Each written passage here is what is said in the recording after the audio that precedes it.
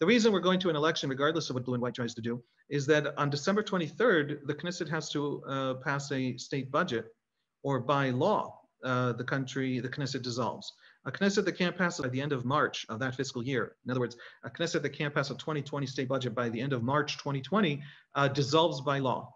And the Knesset has passed that deadline this year to August, and then again to December 23rd, and that's coming due. Now, it's a little cartoonish to suggest that it'll extend again the 2020 budget.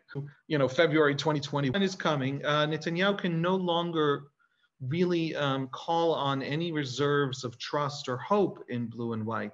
They've largely, I think, they still hope, they're still holding out, there's still some attempt to negotiate and think this through, but I think they've basically lost all hope and would rather have an election now when blue and white is polling at 10 seats than in 6 months when they're probably polling, at 5 seats.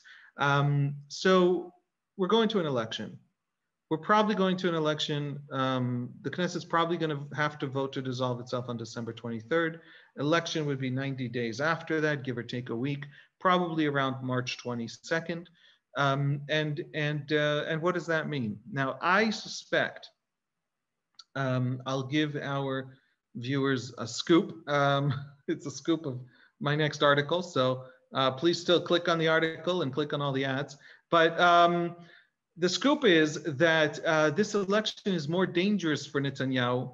That was a joke. I don't click on ads either. The scoop is that this election is more dangerous for Netanyahu than he believes. And the reason I say that is that we have 5 months of incredibly consistent polling, 5 months of incredibly consistent polling of Israelis through the deepest lockdowns and the biggest, waves of success, and the news about the normalization agreements with the United Arab Emirates, and the news of, and the Trump being very nice to us, and then Joe Biden winning, and then all the different, turbulence of the news cycle. And the polls have been incredibly consistent. And what they've told us is that Benjamin Netanyahu and his core support includes people who are now clinging to Likud despite widespread disaffection with how this government is handled, widespread disaffection on the right with how this government has handled the pandemic. That core support is about 25 seats, 30 seats on a better, in the better polls, drops down to 25, 26 in the worse ones. And then there's a core support in the ultra-Orthodox parties, the Haredi parties, which poll at between 14 and 16 seats. And that core support is not really about Netanyahu so much as it's about everyone opposed to Netanyahu.